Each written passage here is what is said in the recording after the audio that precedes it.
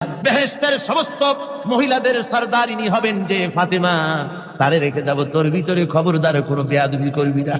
আবার হযরত আবু যর বলেন, কবরের মাটি তোর ভিতরে কারে রাখবো কি জানিস? তোর ভিতরে আজকে যাকে রেখে যেতেছি তিনি হলেন আখেরি জামানার পয়গম্বর বিশ্বনবী জনাবে মুহাম্মদ রাসূলুল্লাহ সাল্লাল্লাহু আলাইহি ওয়াসাল্লামের কলিজার টুকরা মা ফাতেমাকে তোর ভিতরে রাখবো, খবরদার কবরের মাটি বেয়াদবি করবি না। কিতাবে এসেছে হযরত আবু যরকে বাড়ি শুনতে পেলেন, আওয়াজ এলো, কে যেন বলতেছে, রে আবু যর, আমি ফাতেমা কি চিনি না, হাসান হোসেনের মা কি চিনি না, আলীর স্ত্রী চিনি না, রাসূলের মেয়ে মা ফাতেমা কি চিনি না। আমল যদি ভালো হয় আমার ভিতরে, আমল ভালো নিয়ে যে আসবে শান্তিতে থাকবে, আর আমল যদি খারাপ হয় আমার ভিতরে, তার অবস্থা চূড়ান্ত হয়ে যাবে। আমার ভাইরা, আমার বন্ধুগণ, আমলের উপরে ভিত্তি করে কিয়ামতের দিন নাজাত হবে। আমল যদি খারাপ হয়ে যায় কিয়ামতের দিন কেউ তাকে বাঁচাতে পারবে না। এই জন্য কিয়ামতের ময়দানে, হাসরের দিনে আল্লাহর হাবিব জনাবে মুহাম্মদ রাসূলুল্লাহ সাল্লাল্লাহু আলাইহি ওয়াসাল্লাম সিজদায় পড়ে কাঁদতে থাকবেন। আল্লাহ রাব্বুল আলামিন বলেন, হাবিব রে, আপনি কাঁদেন কেন? আজকে তো আপনার কাঁদার দিন না, আমি আপনাকে মাকামে মাহমুদ দান করেছি, আমি আপনাকে কাউসার দান করেছি, আপনার আজকে সম্মানের দিন, মর্যাদার দিন, কাঁদেন কেন?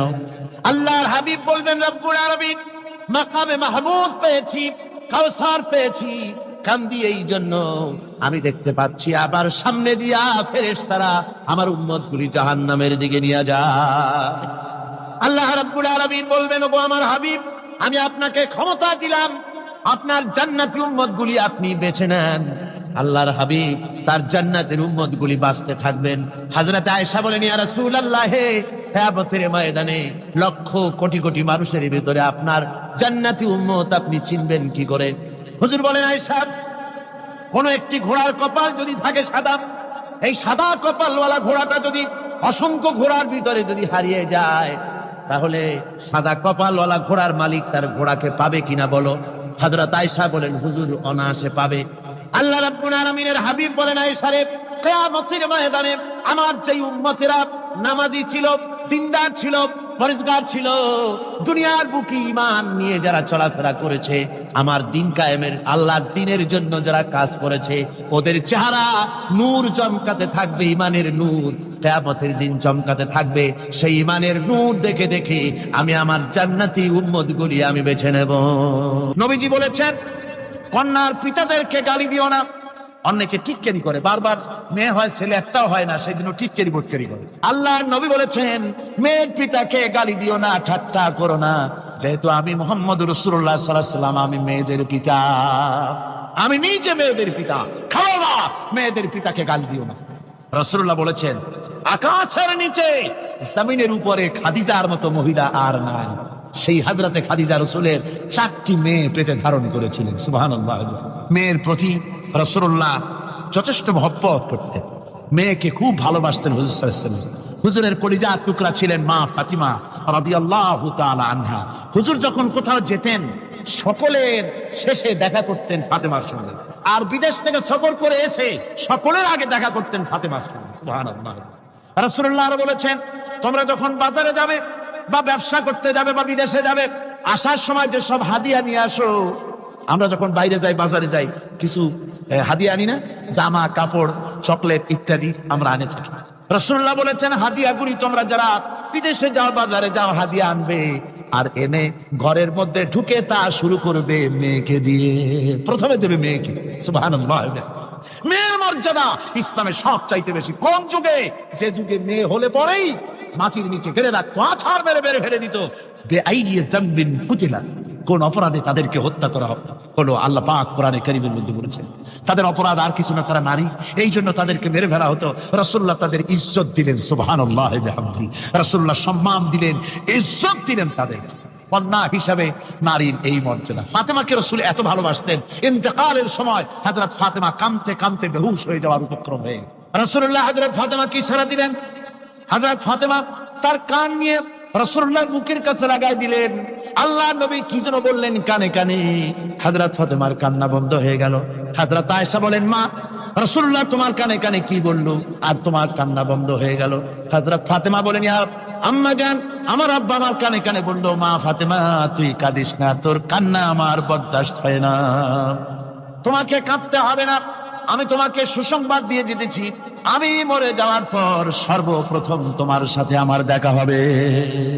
রাসূলুল্লাহর এই ভবিষ্যৎবাণী হযরত ফাতেমা বুঝতে পেরেছেন যে হুজুরের ইন্তেকালের পরে আমার বেশি দেরি হবে না, আমিও তাড়াতাড়ি হুজুরের সাথে শামিল হতে পারবো। হুজুরের ইন্তেকালের 6 মাস পরই হযরত ফাতেমা রাদিয়াল্লাহু তাআলা আনহা ইন্তেকাল করেছেন। কন্যা হিসেবে নারীর মর্যাদা ইসলাম অনেক অনেক গুণে বাড়িয়ে দিয়েছে। এই কন্যা শিশু কৈশোর যৌবন পেরিয়ে যখন যৌবনে তার বিয়ে হয়ে যায়, আল্লাহ রাব্বুল আলামিন তখন বলেন, ওয়া মিন আয়াতিহি আন খালাকা লাকুম মিন আনফুসিকুম আজওয়াজান লিতাসকুনু ইলাইহা ওয়া জাআলা বাইনাকুম মাওয়াদ্দাতান ওয়া রাহমা। আল্লাহ পাক বলেন, আমার নিদর্শনের ভিতরে এটাও একটি নিদর্শন, আমি তোমাদের থেকে তোমাদের জোড়া তৈরি করেছি, তোমাদের স্ত্রীদেরকে তৈরি করেছি, তোমাদের সাথে তোমাদের স্ত্রীর ভালোবাসা সৃষ্টি করেছি, মহব্বত সৃষ্টি করেছি। এই মহব্বত আমি আল্লাহ তৈরি করেছি। আর যখন বুড়ো হয়ে যায় মানুষ, স্বামী স্ত্রী যখন বুড়া আর বুড়ি হয়, তখন আর ভালোবাসা থাকে না, তখন ওই ভালোবাসা সহৃদয়তার করুণায় আমি আল্লাহ পরিণত করে দেই। বুড়ার জন্য তখন বুড়ি ছাড়া আর উপায় নাই, বুড়িরও আর বুড়া ছাড়া উপায় নাই।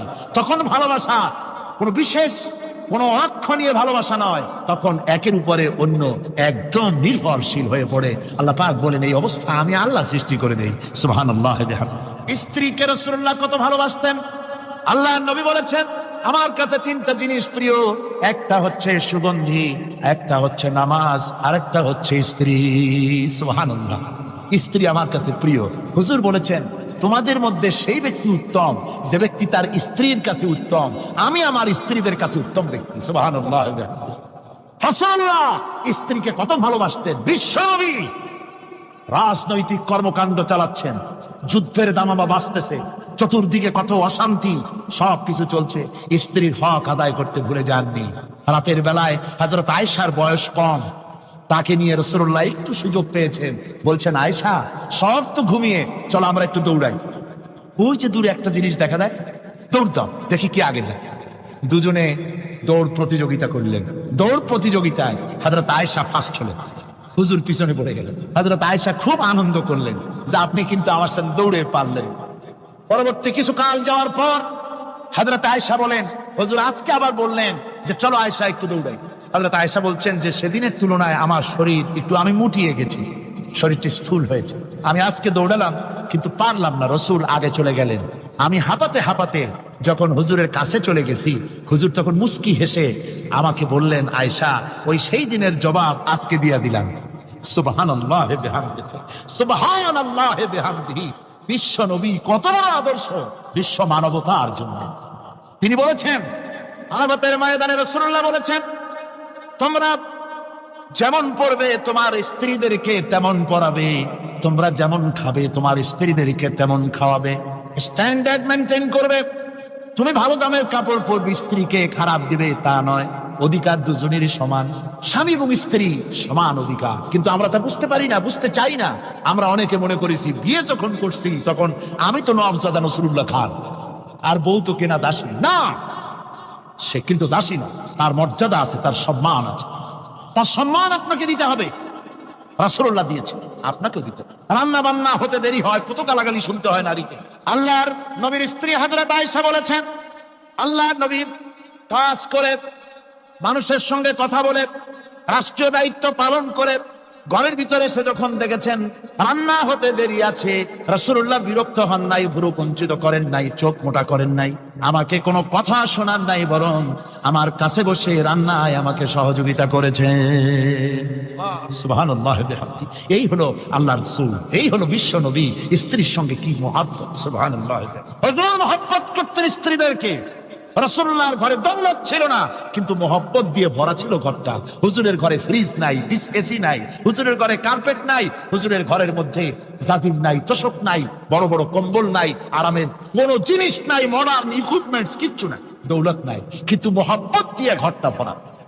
হযরত আয়েশা বলেছেন, আমি পানি পান করে যখন আমি পানি পান করে গ্লাস রেখে দিতাম, আল্লাহ নবী তখন গ্লাসের সেই জায়গায় ঠোঁট লাগাতেন যেখানে আমি ঠোঁট লাগাইয়া পানি পান করেছি।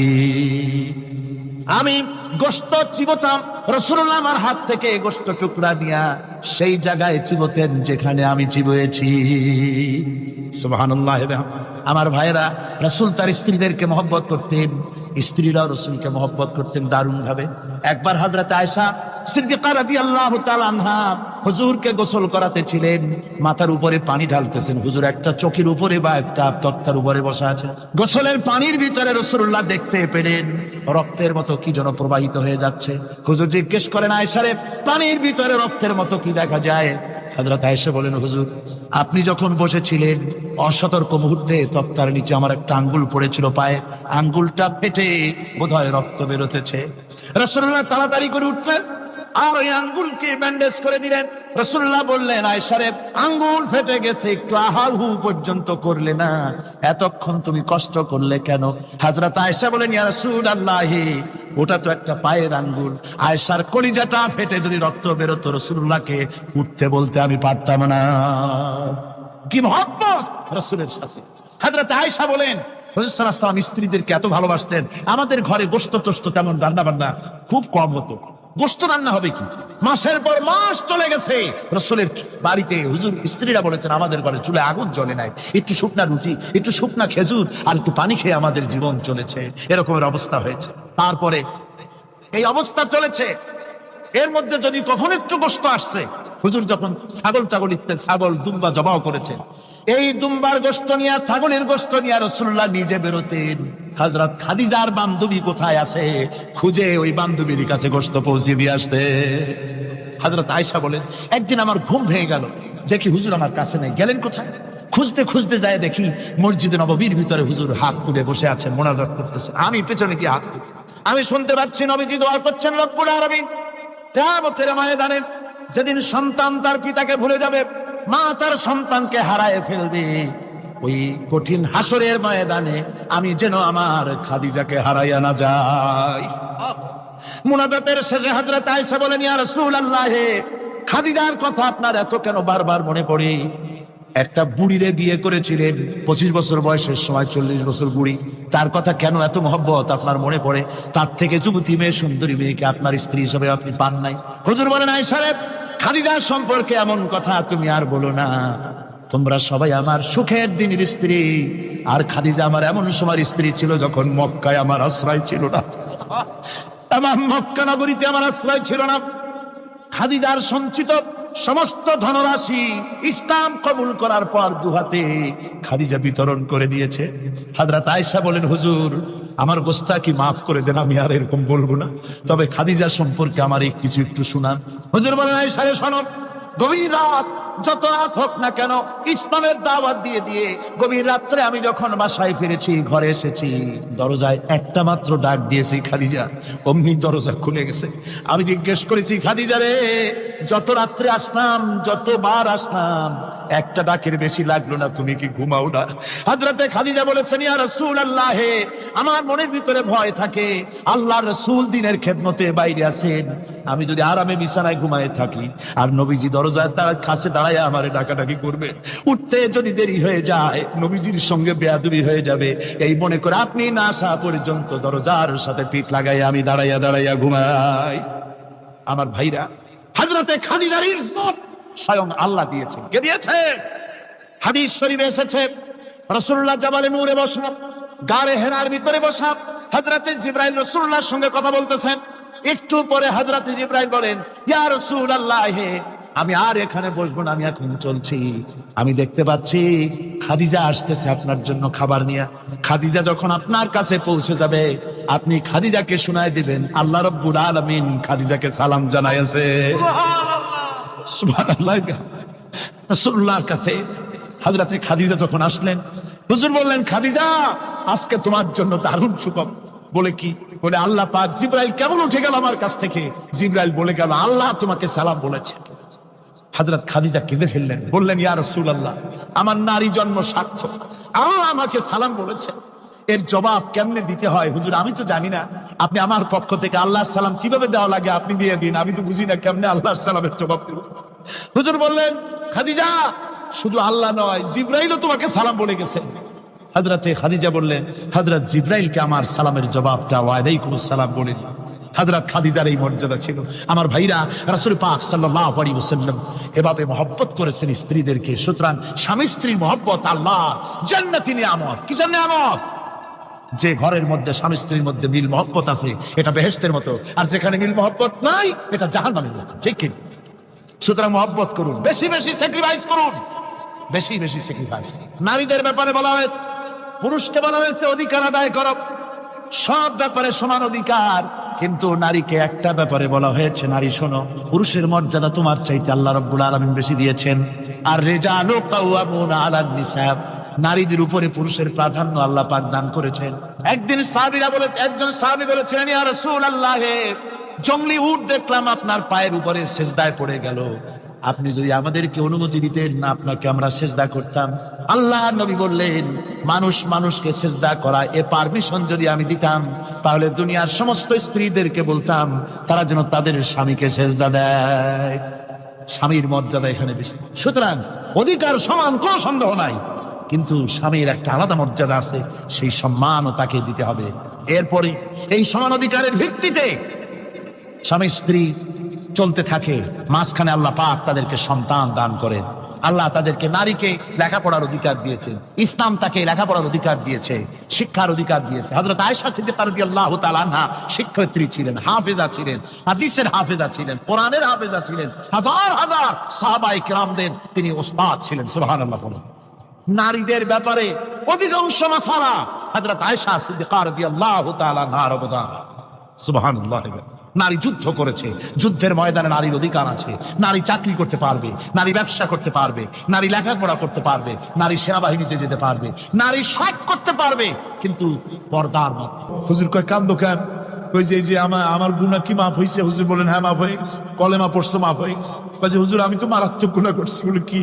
বলে আমার একটা মেয়ে, সেই মেয়েটাকে নিয়ে আমি, ঘটনা লম্বা, আমি সংক্ষেপে বলতেছি, মেয়েটাকে ফাঁকি দিয়া তাহলে আমি মারবো, বুঝতে দেই নাই আমার বউরে। বললাম চলো বেড়াইতে যাই। মেয়েটা আমার সাথে সাজাই দিয়েছে, তার মা বেড়াতে নিয়ে যাবো এইটা কথা মনে করে। মেয়েটা কদ্দূর যায়, আবার আব্বা আব্বা বলে আমার দিকে ফিরে আসে, আবার পিছনে থাকে, আবার আব্বা আব্বা বলে জড়াই ধরে। এইভাবে করতে করতে যখন নির্জন এলাকায় গেলাম, আমি পাহাড়ের পাশে গর্ত খোঁড়া আরম্ভ করলাম। গর্ত খুঁজি আর মাটি ছিটে এসে আমার দাড়িতে লাগে।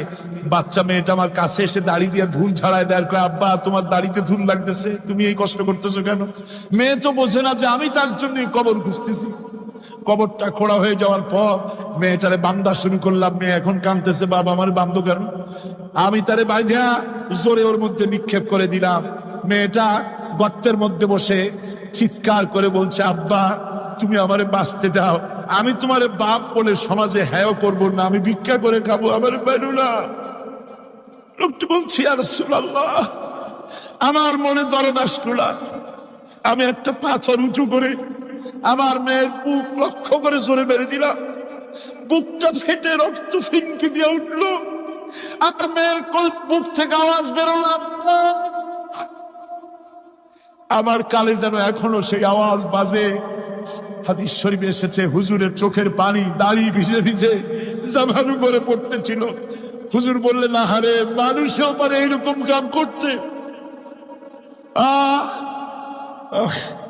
পৃথিবীতে নারীর যখন কোনো সম্মান ছিল না, মর্যাদা ছিল না, সেই সময় আমার রাসূল, আমার বিশ্বনবী নারীদেরকে সম্মানের হাত ধরে গর্তের ভিতর থেকে উঠাইয়া রানীর সিংহাসনে বসায় দিলেন। সুবহানাল্লাহ। মায়ের মর্যাদা দিয়ে দিলেন। সুবহানাল্লাহ। নারীরা আমাদের মায়ের জাত। নারীরা আমার কি এর জাত? মায়ের জাত। আমার মা বোনেরা, তোমাদের সম্মান কত তোমরা জানো না। আমরা পুরুষ, আমাদের পায়ের তলে জুতা, আর তোমরা আমাদের মায়ের জাত। তোমরা নারী, তোমাদের পায়ের তলে আল্লাহর জান্নাত, আল্লাহর ব্যস্ততা তোমাদের পায়ের তলে। এই সম্মান আল্লাহ তোমাদের দিয়েছে, নবী দিয়েছে। সুবহানাল্লাহ। কর ভাইরা আমার, অধিকার ইসলাম দিয়েছে। বিবাহ যখন হয়, এই বিবাহের সময় এজেন্ট আনতে হয়। আর বিবাহ হচ্ছে বিবাহ বৈঠক। এজেন্ট আনার জন্য ওই যে কি জানি কয় ম্যারেজ রেজিস্ট্রার বা মৌলবি সাহেব, কার অনুমতি আগে নেয়? বলেন কার অনুমতি? তাহলে অধিকার ইসলাম পুরুষে দিল না মেয়ে লোকের দিল? আগে মেয়ে লোকের কাছে যাও, মেয়েটাকে জিজ্ঞেস করো সেই বিবাহে রাজি আছে কিনা। সুবহানাল্লাহ পড়ে, এই বিবাহে রাজি আছে কিনা জিজ্ঞেস করো, তার অধিকারই বেশি। এরপরে এই বিবাহে করার ব্যাপারে কত বৈষম্য। আজ বিবাহ করতে গেলে যৌতুকের প্রথা এসেছে। রাসূলুল্লাহ যৌতুক দিয়েছিলেন, ওটা যৌতুক না, ওটা উপহার, ওটা হাদিয়া। রাসূলুল্লাহ তোহফা দিয়েছিলেন হুজুরের জামাই। সুবহানাল্লাহ, কি জামাই! এক জামাই তো জিন্নুর আইন, যাকে ফেরেশতারা পর্যন্ত লজ্জা করতো যারে দেখে, হযরত উসমান রাদিয়াল্লাহু তাআলা আনহু। আরেকজন হযরত আলী কাররামাল্লাহু ওয়াজহাহু। হযরত আলী, যার সম্পর্কে রাসূল পাক সাল্লাল্লাহু আলাইহি ওয়াসাল্লাম যাকে কত সম্মান দিয়েছেন, কত মর্যাদা দিয়েছেন, এই হলো হযরত আলী হুজুরের জামাই। আনা মদিনাতুল ইলম ওয়া আলিউম বাবুহা, আমি হলাম জ্ঞানের রাজ্য, আর আলী হলো সেই রাজ্যে প্রবেশের দরজা। সুবহানাল্লাহ। ভাইরা, এই হলো জামাই। আর মেয়ে খাতুনের জান্নাত, বিনতে রাসূল, বেহেশতের সমস্ত রমণীদের সরদারিনী মা ফাতিমাতুজ জাহরা রাদিয়াল্লাহু তাআলা আনহা। কি উপহার দিলেন বিয়েতে রাসূল! এই মেয়ে আর এই জামাই। উপহার হলো খেজুরের ছোবড়ার একটা তোষক, পানি উঠাবার জন্য একটা মশক, আর আটা পেশা একটা জাত। এই হলো নবীর মেয়ে আর জামাইয়ের জন্য। আবার স্ত্রীরা রাসূলের প্রতি কি ভালোবাসা দেখেছেন। হযরত উম্মে হাবিবা রাদিয়াল্লাহু তাআলা আনহা, আমাদের মা আবু সুফিয়ান রাদিয়াল্লাহু তাআলা আনহু, তার মেয়ে। তার কাছে আবু সুফিয়ান তখনও কাফের, সেই কুফরি হালতে মেয়ের ঘরে গিয়েছেন। যাওয়ার পরে হযরত উম্মে হাবিবা, বাপ যখন বসতে গিয়েছেন, তখন উম্মে হাবিবা বলছেন যে আব্বা একটু দাঁড়ান। এই অবস্থায় দাঁড়াতে বলে বিছানাটা উল্টায়া দিয়া তারপরে বললেন যে বসেন। বাপ মনে খুব দুঃখ পেলেন। আবু সুফিয়ান বললেন, মা উম্মে হাবিবা, আমি তোমার পিতা, ভালো একটা বিছানা থাকলে তাই বিছায় দেওয়া উচিত ছিল, আর তুমি বিছানাটা উঠাইয়া তারপরে আমার খালি জায়গায় বসতে বললা, আমি তোমার ব্যবহারে আহত হলাম। হযরত উম্মে হাবিবা বলেন, আব্বা জান, নিশ্চয়ই আপনি আমার আব্বা, শ্রদ্ধেয় পিতা, কোনো সন্দেহ এতে নাই, কিন্তু আপনি একজন কাফের। আল্লাহর রাসূল যে বিছানায় বসেন, সেই বিছানা আমি একটা কাফেরকে বসতে দিতে পারি না। আমরা যখন মরে যাব, আমাদের হাড্ডি গুড্ডি যখন মাটির সাথে একেবারে মিশে যাবে, তখন কি আমরা নতুন ভাবে আবার আমরা পুনরুত্থিত হব? আমাদের কি আবার চিন্তা করা হবে? আল্লাহ রাব্বুল আলামিন বলেন, কুল কুনু হিজারাতান আও হাদিদা। ও নবী, শুনিয়ে দেন, তোমরা যদি মরে গিয়া মাটির সাথে মিশে গিয়া যদি পাথরও হয়ে যাও, আর যদি তোমরা লোহাও হয়ে যাও, তারপরেও আল্লাহ রব্বুল আলামিন তোমাদেরকে জিন্দা করবেন, আবার তোমাদের উঠাবেন। ওরা বলে যে আচ্ছা বুঝলাম, কে উঠাবে আমাদের? কেমনে উঠাবে? আল্লাহ পাক বলেন, ফাসায়াকুলুনা মান ইউঈদুনা। ওরা বলে আমাদেরকে কে উঠাবে, আমাদেরকে কে জিন্দা করবে? আল্লাহ পাক জবাবে বলেন, কুলিল্লাযী ফাতারাকুম আউওয়ালা মাররা। যিনি তোমাদেরকে প্রথম সৃষ্টি করেছেন, তিনি আবার তোমাদেরকে জিন্দা করবেন। আল্লাহ পাক সুন্দর করে বুঝাচ্ছেন। এই সব কথা শোনার পরে ফাসায়ুনগিদুনা ইলাইকা রুউসাহুম ওয়া ইয়াকুলুনা মাতা হুয়া। এসব কথা শোনার পরে আল্লাহ বলেন, ওই কাফেরেরা মাথা ঝুলায় ঝুলায় বলে, আচ্ছা তা বুঝলাম। আল্লাহ বলেন, ওরা মাথা ঝুলায় আর বলে, আচ্ছা বুঝলাম, তবে কবে সেই কিয়ামত অনুষ্ঠিত হবে? আল্লাহ বলেন, নবী শোনায় দাও, কুল আসা আইয়াকুনা করিবা। বেশি দেরি নাই, হতে পারে খুবই তাড়াতাড়ি। কি বলা যায়, সে সময়টা অতি নিকটবর্তী হয়ে যেতে পারে, খুবই নিকটবর্তী সে সময়, সেটা বেশি দেরি হওয়ার কথা নয়। আল্লাহ পাক এবার মানুষকে যুক্তি দিয়ে বুঝাচ্ছেন। কোরআনে কারীম মানতে মানুষ অস্বীকার করলে আল্লাহ ডান্ডার ব্যবস্থা করেন নাই। নবীজিকে বলেছেন, ইন্নামা আনতা মুযাক্কিরুন লাস্তা আলাইহিম বিমুসাইতির। ও নবী, আপনি একজন উপদেশক, উপদেশ দিয়ে যান। আপনাকে দারোগা করে বানাই নাই লাঠি চার্জ করার জন্য, পিটায়া মানুষ হেদায়েত করার দরকার নেই। মানুষকে বুঝান, যুক্তি দিয়া বুঝান। আল্লাহ নিজে যুক্তি দিচ্ছেন। আনতুম আশাদ্দু খালকান আমিস সামাউ বানাহা। ওই কাফেরেরা, তোমরা যারা পরকালকে অস্বীকার করো, তোমাদেরকে উঠাইতে পারবো না যারা তোমরা বলছো, তোমাদেরকে সৃষ্টি করা কঠিন না ওই বিশাল আকাশটাকে সৃষ্টি করা কঠিন? ওই বিশাল আকাশটাই তো আমি আল্লাহ সৃষ্টি করেছি, জোরে কোন সুবহানাল্লাহ। তত বড় আকাশটারে যিনি বানাইতে পারলেন, সে কথা বুঝি তোমাকে তৈরি করতে পারবে না? আল্লাহ পাক বলছেন, ফানজুর ইলা আসারি রাহমাতিল্লাহি কাইফা ইউহিল আরদা বা'দা মাউতিহা। লক্ষ্য করে দেখো, এই পৃথিবীর মাটিকে আল্লাহ কিভাবে জিন্দা করেন, মুর্দা মাটি। এই মাটি চৈত্র বৈশাখ মাসে প্রখর রোদে মাটি ফেটে চৌচির হয়ে যায়। এই ফেটে যাওয়া চৌচির মাটিতে আল্লাহ পাক বৃষ্টির পানি দিয়ে এই মাটিকে, এই মৃত্যু মাটিকে আল্লাহ পাক যেভাবে জিন্দা করেন, ইন্না যালিকা লামুহিল মাউতা ওয়া হুয়া আলা কুল্লি শাইইন কাদির, সে আল্লাহ পাক তোমরা মরলে পরে আবার এভাবে জিন্দা করতে পারবেন। জোরে কোন সুবহানাল্লাহ। আমার ভাইয়েরা, আল্লাহ পাকের পরে বলেন, দেখো মৃত্যু জমিনকে কেমনে জিন্দা করি। আল্লাহুল্লাযী আরসালার রিয়াহা ফাতুসিরু সাহাবা ফাসুকনাহু ইলা বালাদিম মাইতিন ফাআহইয়ানা বিহিল আরদা বা'দা মাউতিহা কাযালিকান নুশুর। আমি আল্লাহ রাব্বুল আলামিন ওই সমুদ্রের নোনা পানিগুলোকে, সমুদ্রের লবণাক্ত পানিগুলিকে বাষ্পীয় আকারে উত্থিত করে মেঘমালায় পরিণত করি, আর এরপরে বাতাসকে হুকুম করি, বাতাস এই মেঘটারে টেনে নিয়ে যাও মুখ জায়গায়। মেঘ চলে এলো, আল্লাহ রাব্বুল আলামিন বলেন, মেঘ এবার বিন্দু বিন্দু করে বৃষ্টি বর্ষণ করে দে। আমার হুকুমে ওই পানিগুলি বৃষ্টি হয়ে বিন্দু বিন্দু হয়ে জমিনে পতিত হয়। আল্লাহ বলেন, এভাবে করে বৃষ্টির পানি দিয়া মরা জমিনকে জিন্দা করে দিয়া নববধূ গর্ভধারণের যেমন প্রস্তুতি নেয়, বৃষ্টির পানি পায়া মরা জমিন তেমন ফসল ধারণের জন্য প্রস্তুতি নিয়ে নেয়। সুবহানাল্লাহ বিহামদি। এইটা যেভাবে আমি করি, কাযালিকান নুশুর, এইভাবে করে তোমাদের কি কিয়ামতের দিন আমি জিন্দা করতে পারবো? কেমনে অস্বীকার করো? কাইফা তাকফুরুনা বিল্লাহি ওয়া কুনতুম আমওয়াতান ফাহইয়াকুম সুম্মা ইউমীতুকুম সুম্মা ইলাইহি তুরজাউন। কি করে তুমি আমাকে, আমি আল্লাহকে অস্বীকার করো?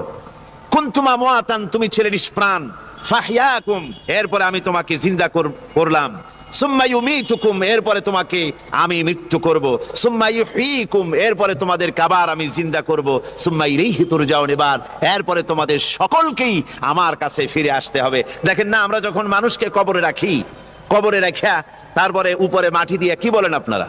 মিনহা খালাকনাকুম, পড়েন, মিনহা খালাকনাকুম ওয়া ফিহা নুঈদুকুম ওয়া মিনহা নুখরিজুকুম তারাতান উখরা।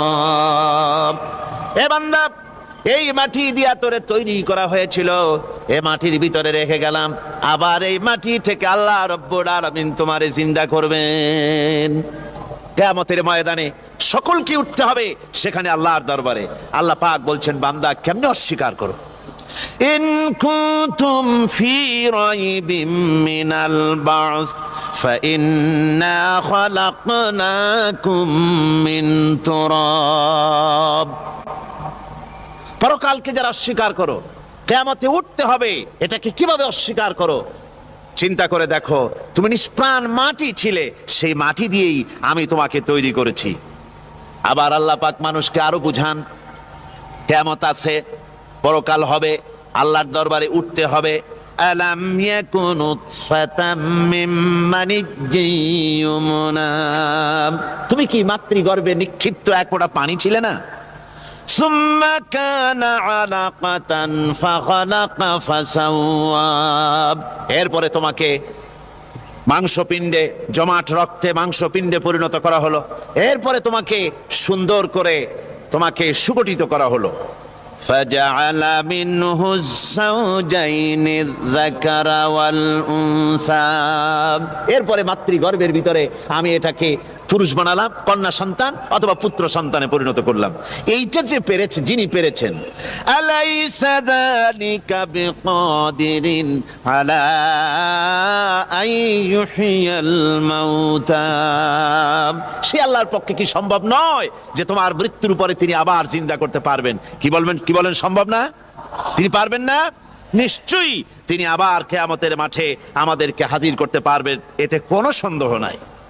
আল্লাহ পাক সেই জন্য এখানে বলতেছেন যে ওরা বাল কাযযাবু বিসসাম, ওরা আসলেই পরকালকে অস্বীকার করেছে। আপনি যে নবী এতে কোনো সন্দেহ নাই। আপনি খানা খান, আপনি বাজারে যান, এটাই মূল আপত্তির বিষয় না। মূল কথা হলো তারা পরকালকে অস্বীকার করেছে। আল্লাহ পাক বলেন ওয়া আন্নাস সাআতা আতিয়াতুন লা রাইবা ফিহা, অবশ্যই সে সময় আসবে, সে কিয়ামত আসবেই, এতে কোনো সন্দেহ নাই। ওয়া আন্নাল্লাহা ইয়াবআসু মান ফিল কুবুর, আর আল্লাহ পাক তিনি কবরের মধ্যে অন্তর্হিত যা কিছু আছে সবাইকে কিয়ামতের দিন আল্লাহ পাক ময়দানে উঠাবেন। কিয়ামতে আল্লাহর দরবারে সকলকে হাজির হতে হবে। আমার বন্ধুগণ, আল্লাহ পাক বলেন ওয়ালাকাদ খালাকনাল ইনসানা মিন সুলালাতিন মিন তিন। লক্ষ্য করো, তুমি ছিলে মাটির নির্যাস থেকে তোমাকে তৈরি করা হয়েছে। শুধু মাটির নির্যাস থেকে তোমাকে কোনো মডেল ছাড়া, কোনো ধরনের আদর্শ ছাড়া, কোনো ধরনের নমুনা ছাড়া তোমাকে সৃষ্টি করা হলো। সুম্মা জাআলনাহু নুতফাতান ফি কারারিম মাকিন, এরপরে মাতৃগর্ভের একটা অত্যন্ত সুরক্ষিত জায়গায় তোমাকে সংরক্ষণ করা হয়েছিল। সুম্মা খালাকনান নুতফাতা আলাকাতান ফাখালাকনাল আলাকাতা মুদগা, রক্তপিণ্ডকে, নাপাক পানিকে জমাট রক্ত করেছি, জমাট রক্তকে আমি আবার গোশত পিণ্ডে পরিণত করেছি। ফাকাসাউনাল ইযামা লাহমা, এরপরে সুন্দর করে চামড়া দিয়া গোশত দিয়ে একটা আকৃতি তোমাকে দান করেছি। সুম্মা আনশানাহু খালকান আখারা ফাতাবারাকাল্লাহু আহসানুল খালিকিন, এরপরে সুন্দর একটা বিশেষ একটা আকৃতি দিয়ে তোমাকে আমি সুন্দর করে সুগঠিত করে তোমাকে তৈরি করেছি। সুম্মা ইন্নাকুম বাদা যালিকা লামাইয়িতুন, এরপরে আমি আল্লাহ রাব্বুল আলামিন তোমাকে মৃত্যু দেব, অবশ্যই তোমাকে মৃত্যুবরণ করতে হবে। সুম্মা ইন্নাকুম ইয়াউমাল কিয়ামাতি তুবআসুন, এরপরে কিয়ামতের দিন আসবে, ওই বিশেষ মুহূর্ত আসবে, সেই নির্দিষ্ট সময় আসবে, ওই কিয়ামতের মাঠে আল্লাহর দরবারে তোমাদের সকলকে উঠতে হবে, কোনো সন্দেহ তাতে নাই। আল্লাহ পাক বলছেন وَأَعْتَدْنَا لِمَنْ كَذَّبَ بِالسَّاعَةِ سَعِيرًا, আমার এই পরকালকে, এই আখিরাতকে, কিয়ামতের দিনকে যারা অস্বীকার করবে, যারা মিথ্যা মনে করবে, আমি তাদেরকে জ্বলন্ত আগুনের শাস্তি তাদের জন্য রেখেছি। জোরে বলেন নাউজুবিল্লাহ। সেই কিয়ামত যে দিনটা আল্লাহ পাক মানুষের জন্য রেখেছেন, সেই কিয়ামতের অবস্থা বড়ই মারাত্মক। মানুষেরা তা জানে না। মানুষ যদি তা বুঝতে পারতো, জানতে পারতো, তাহলে মানুষেরা গুনাহের কাজ করতে পারতো না। আপনারা কি চিন্তা করেন, ওই যে কাফেরগুলি মক্কার জীবনে, রাসূল পাক সাল্লাল্লাহু আলাইহি ওয়াসাল্লামের মক্কি জিন্দেগিতে যে সমস্ত মানুষগুলি চুরি করতো, ডাকাতি করতো, জিনা করতো, বদমাশি করতো, মানুষ হত্যা করতো, এই লোকগুলি ফিরে আসলো কিসের কারণে?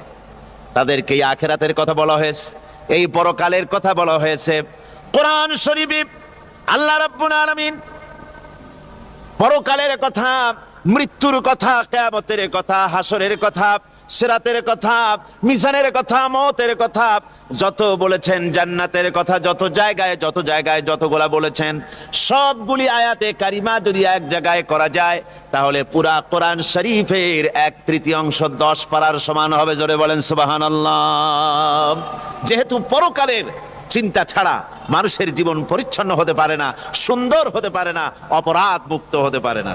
আল্লাহ পাক বলেন সেই দিনটি বড়ই ভয়ানক বিপজ্জনক। ওই দিনটির ব্যাপারে আল্লাহ পাক তার বান্দাদেরকে সতর্ক করে দিয়েছেন, বান্দারা সতর্ক হয়ে যাও, এইভাবে দিন যাবে না, কিয়ামত আসবে। আর ওই কিয়ামত এত মারাত্মক হবে, আল্লাহ সতর্ক করছেন বান্দাদেরকে, ইয়া আইয়ুহান নাসুত্তাকু রাব্বাকুম ইন্না যালজালাতাস সাআতি শাইউন আযীম। হে মানব সকল, আত্মরক্ষা করো খোদার গজব থেকে, আল্লাহর গজব থেকে আত্মরক্ষা করো। ইন্না যালজালাতাস সাআতি শাইউন আযীম, সেই কিয়ামতের সেই কম্পন খুবই মারাত্মক, খুবই ভয়াবহ কম্পন সৃষ্টি হবে সেদিন। ইয়াউমা তারাউনাহা তাযহালু কুল্লু মুরদিআতিন আম্মা আরদাআত। সেদিন দেখতে পাবে স্তন্যদায়িনী মা, যে মা তার সন্তানকে দুধ দেয়, ওই মাও তার দুধের বাচ্চার কথা ভুলে যাবে, মনে থাকবে না। আল্লাহ রাব্বুল আলামিন বলেন, ওয়াতাদাউ কুল্লু যাতিন হামলিন হামলাহা। গর্ভধারিণী মেয়ে লোক, তাদের গর্ভ খসে পড়বে। ওয়াতারান নাসা সুকারা, মানুষকে মানুষ দেখতে পাবে, মানুষগুলো উদ্ভ্রান্ত হয়ে পাগলের মতো ছুটাছুটি করছে। আল্লাহ বলেন, ওয়ামা হুম বিসুকারা, আসলে আর নেশাগ্রস্ত নয়, আসলে পাগল হয় নাই। তো ছুটছে কেন? কেন? স্তন্যদায়িনী মা দুধের বাচ্চার কথা ভুলে গেছে। গর্ভধারিণী গর্ভবতী নারী, তার গর্ভ খসে পড়েছে, মানুষ পাগলের মতো দৌড়াচ্ছে। কারণ কি? পাগল তো হয় নাই। আল্লাহ বলেন আসল কারণ হলো ওয়ালাকিন্না আযাবাল্লাহি শাদীদ, আল্লাহর ভয়ঙ্কর আযাব। আর এই সব দৃশ্য, এই সব কম্পন মানুষের মধ্যে ত্রাস সৃষ্টি করে দিয়েছে, এই অবস্থার সৃষ্টি করেছে। আমার ভাইয়েরা, আল্লাহ পাক বলেন, وأنذرهم يوم الآزفة إذ القلوب لدى الحناجر كاظمين। ও নবী, মানুষদেরকে আপনি সতর্ক করেন, ওই দিনটা এমন হবে, ভয়ের চোটে মানুষের কলিজা তার মুখের কাছে চলে আসবে। মানুষ ভয়তে অস্থির হয়ে যাবে, কলিজা গলার কাছে চলে আসবে। সেই দিনের কথা তাদের শোনায় দেন। ওই দিনটা এমন মারাত্মক দিন, ফাকাইফা তাত্তাকুনা ইন কাফারতুম ইয়াওমা ইয়াজআলু বিলদানা শিবা। সেদিন ভয়ে চিন্তায় যুবক ছেলে বৃদ্ধে পরিণত হয়ে যাবে, কিশোরগুলি তরুণগুলি বৃদ্ধে পরিণত হয়ে যাবে। আমার বন্ধুগণ, মানুষ সেদিন দিক বিদিক হয়ে দৌড়াতে থাকবে, পালাবো কোথায়? আল্লাহ কোরআন শরীফে সব কথা বলে দিয়েছেন। ইয়াকুলুল ইনসানু আইনাল মাফার, কোথায় ভাগবো, পালাবো কোথায়? অস্থির হয়ে মানুষ দৌড়াতে থাকবে, পালাবো কোথায়, যাব কোথায়? আল্লাহ বলেন, কাল্লা লা ওয়াজারা ইলা রাব্বিকা ইয়াউমাইযিনিল মুস্তাকার। ভাগবার কোনো রাস্তা নাই, পালাবার কোনো পথ নাই, একমাত্র তোমার রব ছাড়া, আল্লাহর দরবার ছাড়া পালানোর কোনো রাস্তা আজার নাই। আমার বন্ধুগণ, এই কঠিন সময়, এই কঠিন দিনে, পরকালের এই দিনে, কিয়ামতের এই মারাত্মক অবস্থায় সকলকে উঠতে হবে। আল্লাহ পাক বলেন, এরপরে কিয়ামত অনুষ্ঠিত হয়ে যাবে। সূরা ফুরকানে আল্লাহ বলছেন, ইযা রাআতুহুম মিন মাকানিন বাঈদিন সামিউ লাহা তাগায়ুযান ওয়া যাফীরা। যখন তাদেরকে জাহান্নাম দেখতে পাবে, অর্থাৎ জাহান্নামের, যখন তারা জাহান্নামের দিকে অগ্রসর হবে, তখন তারা দূর থেকেই জাহান্নামের ক্রোধ এবং তেজস্বী আওয়াজ শুনতে পাবে। জাহান্নামের আওয়াজ, বিকট আওয়াজ। ওই যে কক্সবাজারের সমুদ্র সৈকতে ভ্রমণ করতে গিয়ে সমুদ্রের তুফানের আওয়াজ শুনছেন না? কথা কন না কেন? সমুদ্রের তুফানের আওয়াজ শুনেছেন তো? এইটা কি? এটা কিছুই না, এর থেকে মারাত্মক আওয়াজ। তেজস্বী ক্রোধের আওয়াজ কানের মধ্যে আসতে থাকবে জাহান্নামীদের। আল্লাহ রাব্বুল আলামিন বলেন, وَإِذَا أُلْقُوا مِنْهَا مَكَانًا ضَيِّقًا مُقَرَّنِينَ دَعَوْا هُنَالِكَ ثُبُورًا। যখন তাদেরকে হাত পা বেঁধে এই জাহান্নামের কোন সংকীর্ণ জায়গায় ফেলে দেওয়া হবে, তখন দাও হুনালিকা সুবুরা, তারা তখন নিজেদের ধ্বংস এবং মৃত্যু কামনা করবে। আল্লাহ বলেন, লা তাদউল ইয়াউমা সুবুরান ওয়াহিদান ওয়াদউ সুবুরান কাসীরা। আজকে এক মৃত্যু ডেকো না, অসংখ্য মউত ডাকো। আজকে মউত আর তোমাদের আসবে না, অসংখ্যবার ডাকলেও মউত তোমাদের আসবে না। এই যে জাহান্নামের দিকে তাদের নিয়ে যাওয়া হবে, আল্লাহকে অস্বীকার করলে, নবীকে অস্বীকার করলে, ইসলামকে অস্বীকার করলে, আল্লাহর নবীর নবুয়তকে অস্বীকার করলে তাদের জায়গা হবে জাহান্নাম। আর সে জাহান্নাম এত মারাত্মক, এত কঠিন জায়গা, যে জায়গা সম্পর্কে আল্লাহ পাক বলছেন, ইন্নাহু মাইয়াতি রাব্বাহু মুজরিমান ফাইন্না লাহু জাহান্নামা লা ইয়ামুতু ফিহা ওয়া লা ইয়াহইয়া। অপরাধী হয়ে যে লোক আল্লাহর দরবারে উপস্থিত হবে, তার জন্য জাহান্নাম হবে, জাহান্নামে আল্লাহ দিবেন। আর ওই জাহান্নামে যখন লোকটা পড়ে যাবে, জাহান্নামের অবস্থা এমন হবে, লা ইয়ামুতু ফিহা ওয়া লা ইয়াহইয়া, সে বাঁচবেও না মরবেও না, জীবন মৃত্যু একটা অবস্থা সৃষ্টি হবে।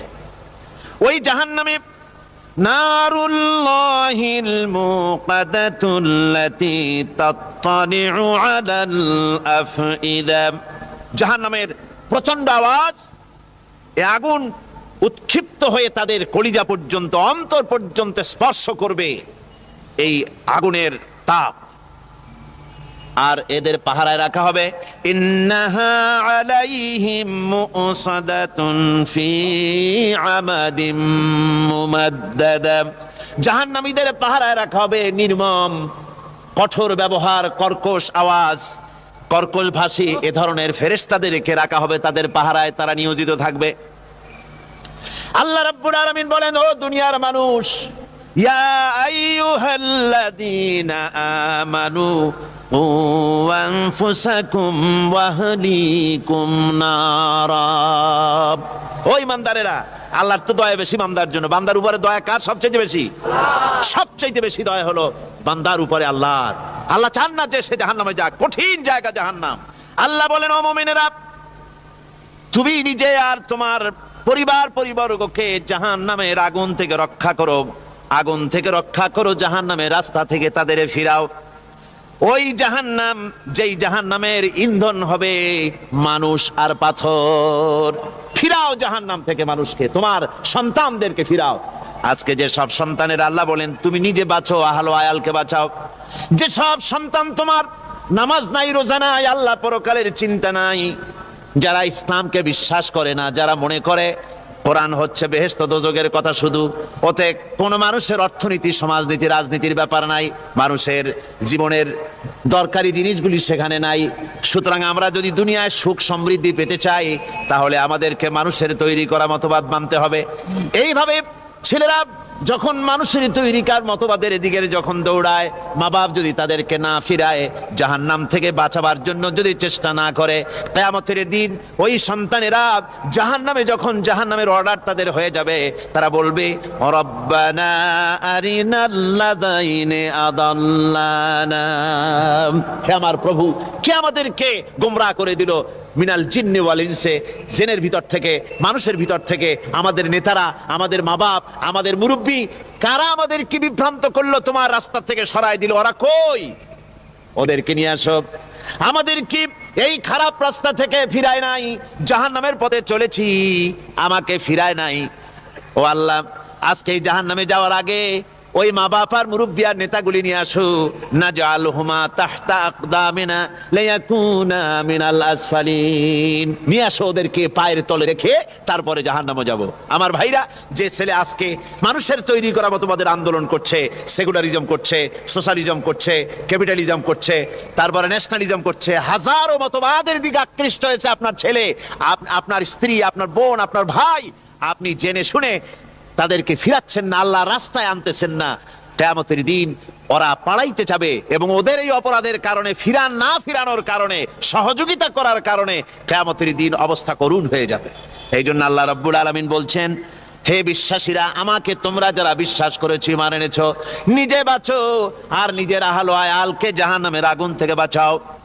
ওই জাহান্নাম আলাইহা মালাইকাতুন গিলাযুন শিদাদুন লা ইয়াসুনাল্লাহা মা আমারাহুম ওয়া ইয়াফআলুনা মা ইউমারুন।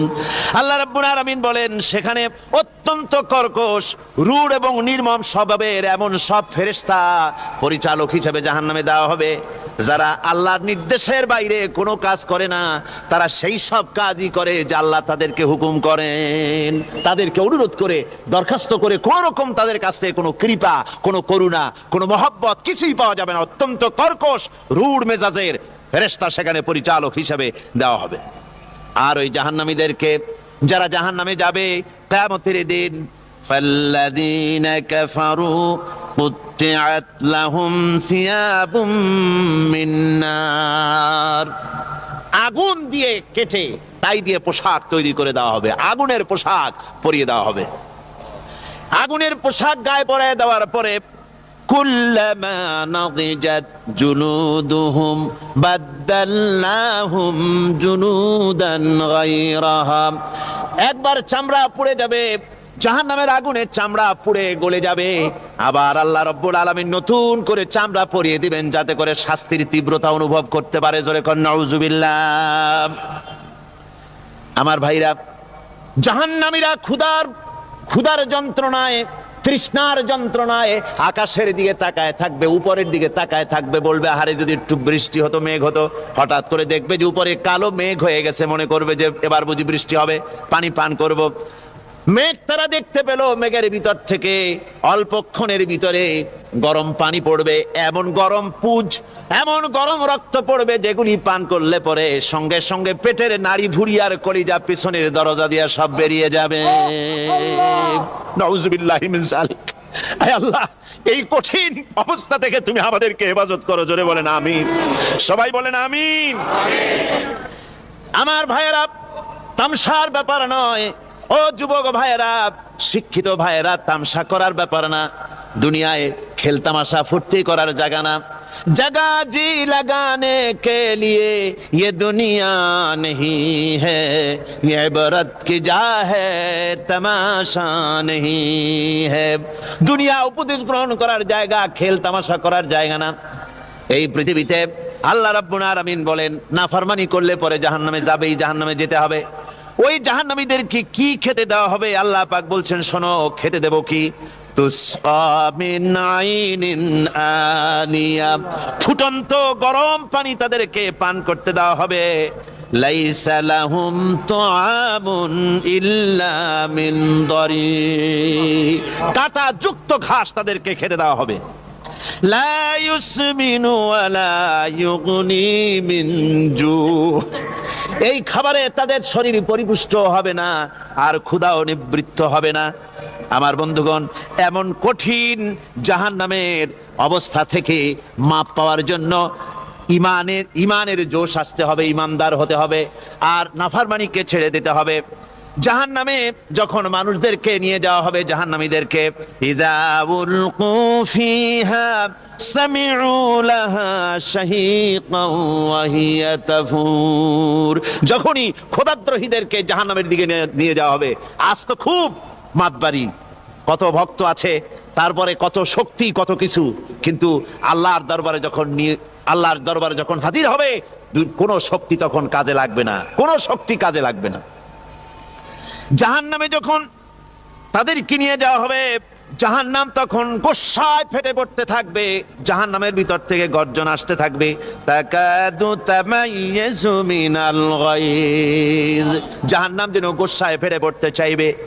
কুল্লামা উলকিয়া ফিহা ফাওজুন সাআলাহুম খাজানাতুহা আলাম ইয়াতিকুম নাদির। জাহান্নামের পরিচালক বলবে, ও আল্লাহর বান্দা, কেন আজ জাহান্নামে আসলি, কেন দোজখে আসলি? আলাম ইয়াতিকুম নাদির, তোর কাছে কি কোনো ভীতি প্রদর্শক কেউ যায় নাই? কোন নবীর কথা কি শোনো নাই? কোরআনের কথা কি শোনো নাই? হাদিসের কথা কি শোনো নাই? জাহান্নামে কেন এলি? এত বড় খারাপ জায়গা কেন আসলি? শোনো নাই কি কোনো ভয় দেখানো কেউ কি সব সতর্কবাণী শোনায় নাই? বেঈমানেরা বলবে, قالوا بلى قد جاءنا نذير, হ্যাঁ আমাদের কাছে এসেছিল, আমাদের কাছে ভীতি প্রদর্শনকারী এসেছিল। ফাকাযযাবনা ওয়া কুলনা মা নাযালাল্লাহু মিন শাই, এসেছিল কিন্তু আমরা বলেছি বেটা মিথ্যে কথা বলে। জোরে কর নাউযুবিল্লাহ। বেটা মিথ্যে কথা বলে। কিসের বেহেশত কিসের দোজখ? খালি খালি দোজখের একটা ভয় দেখাইয়া দুনিয়ার এই টাটকা সুখগুলি নষ্ট করতে চায় এরা। পয়গম্বরদেরকে এরকম বলেছে, আর আলেমদেরকেও যখন কোরআন হাদিস থেকে বলা হয় তখন বলে এরা জানি দোজখের কথা কইতে, দোজখ কিসের আর বেহেশত, সে তো এক অসভ্য উদ্যান। জোরে কর নাউযুবিল্লাহ। এমনি করে তারা তামসা করে। ওরা বলবে আমরা এসেছিল ভীতি প্রদর্শনকারী, আমরা মিথ্যে মনে করেছি, বলেছি ওটা মিথ্যে কথা, আর বলেছি আল্লাহ এই ধরনের কিছু নাজিল করেন নাই। জাহান্নামীরা বলবে, وقالوا لو كنا نسمع أو نعقل ما كنا في أصحاب السعير। আরে লাউ কুন্না নাসমাউ, তার মানে হলো যদি আমরা শুনতাম অর্থাৎ মানতাম, যদি নবীর কথা মানতাম, কোরআনের কথা যদি মানতাম, আর যদি ভালো করে বুঝতাম, মা কুন্না ফি আসহাবিস সাইর, তাহলে আজকে এই জাহান্নামের কঠিন শাস্তি আমাদের লাভ পেতে হতো না, জাহান্নাম থেকে বেঁচে যেতে পারতাম। কি সর্বনাশ করলাম বুঝি নাই, যা কিছু শুনেছি মানুষের কথা মতো শয়তানের ওয়াসওয়াসায় পড়ে তো ভুলই করলাম। সেদিন যতই আফসোস করা হোক না কেন, এই আফসোস কোনো কাজে লাগবে না। যাইয়ে তুমি বিরোধিতা করে একজন বিচারপতিও আল্লাহর বিরুদ্ধে গেলিয়া, আর যে বিচার যিনি বাদী বিবাদী উভয়, বিচারক বাদী বিবাদী, এই তিনজনই কোরআনের বিরুদ্ধে গেল, আয়াতের মধ্যে গেল। যে বিচারক হতে অর্থ বোঝে না, জানে না, বাজে একটু মন্তরের মতন ভরিয়ে তোলেন তা নামাজ হলাম। তোমার খবর আছে আল্লাহ তোমার সাথে খেলবে, সেই দিন তোমার সাথে খেলা হবে দোস্ত। আমি মিশরের থেকে দেওবন্দের থেকে আসার পরে দেখলাম এই ইংরেজি পড়তে হবে। আমার আব্বাকে বললাম, বলো পড়ো। তখন আমি মোল্লাহাট থেকে ম্যাট্রিক পাস করি। আমার মামা বাড়ি উদয়পুর, এখানে যদি কেউ থাকে উদয়পুর মাদ্রাসার কেবল পূর্ব পাশে আমার মামা বাড়ি। আর আমার আম্মা ওই যুগের একজন কোরআনের হাফেজা, সেই মহিলার পেটে আমি হয়েছি যেরকম আল্লাহু আকবার। আমার মার 9 বছরের ছোট মাওলানা শামসুল হক ফরিদপুর রহমাতুল্লাহ আলাইহি। আমি কোন মাল? যে বিটির পেটে হয়েছে সে বিটিও কোরআন হাফেজা। আমিও 6 মাসে কোরআন শরীফ হেফজ করেছি, সেই মাল। আমার বিরুদ্ধে অবশ্য বলছে যে কোরআন বানাইছি কিছু জারদ সন্তানরা বলছে। আরে কোরআন কোনোদিন বানান যায়? আল্লাহ বলছেন ওয়ালাউ তাকাওয়ালা আলাইনা বাদাল আকাবিল, হে নবী আপনি যদি কোরআন বানান তাহলে লা খাসনা মিনহু বিল ইয়ামিন, আপনার ডান হাত ধরে সুম্মা লাকাতান মিনহুল ওয়াতিন, আমি আপনার প্রাণ সে কাটিয়ে দিতাম। এই আমাদের দেশে কিছু ক্ষুদ্র লোকেরা অবুঝরা এই কাটিয়ে একটু মানে ফেসবুকে দিয়া ইউটিউবে দিয়া টাহা কাটা বাড়া।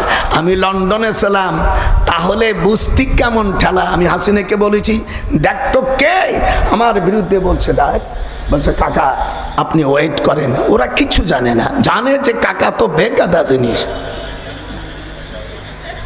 আমি কোনো রাজনীতি করি না। খালেদা খালেদার আপন চাস্তবনির মেয়ে আমার ছেলে বিয়ে করছে, আবার হাসিনার যে স্বামী আমার শ্বশুরের ভাগ্নে, দুই নেত্রী আমার আত্মীয়। এই জন্য আমার কোনো রাজনীতির দরকার নেই, যে যাবে আমার চেয়ার ঠিকই থাকবে। হাত উঠান মারহাবা বলে। আবার আমি মুক্তিযোদ্ধা, মাল পানি তো রসগোল্লা তো আমি খাবই, দেশ স্বাধীন করছে আমি। বদমাইশির দল। আমি যে কথা বলতে গেলাম বুড়ো মানুষ ভুলিয়ে যাব। তাহলে আল্লাহ বললেন চোর চুরি করলে হাত কেটে দাও। দেখেন সৌদি আরবে, ফেসবুকে, ইউটিউবে দেখেছেন আপন চাস্তো ভাইকে মারার পরে কিসাস সে দেশে আছে, চাস্তো ভাইকে মারছে, সাথে সাথে কোরআনের বিচার, একে বলা হয় কিসাস। যেরকম কি হাত উঠা, হাত উঠা বলে আমার অবশ্য এগুলো খালি মাদ্রাসা পড়ো আর ওই লিল্লাই বোর্ডিং এর চামড়া খাও। লিল্লাই বোর্ডিং কোরআন হাদিসে কোথাও নাই। জাকাতের কথা আল্লাহ কোরআনে 8 জায়গায় বলছে, সেই 8 জায়গার ওয়াজও তোমরা করো না, যেহেতু তাহলে তোমাদের টাকা কম পড়ে যাবে। চ্যালেঞ্জ, যদি কোন আলেম প্রমাণ করতে পারে যেটা কোরআনে নেই, আমার জিহ্বা আমি যশোরে কেটে রেখে যাব। আল্লাহ পাক কোরআন মাজিদে সূরা তাওবার ভিতরে 8 জায়গায় যাকাতকে ডিস্ট্রিবিউশন করতে বলেছেন। যেরকম কয় জায়গা, সে 8 জায়গায় খবর নাই, খালি যেটা হয় লিল্লাই বোর্ডিং। লিল্লাই বোর্ডিং কোরআন হাদিসে কোথাও নেই। চ্যালেঞ্জ।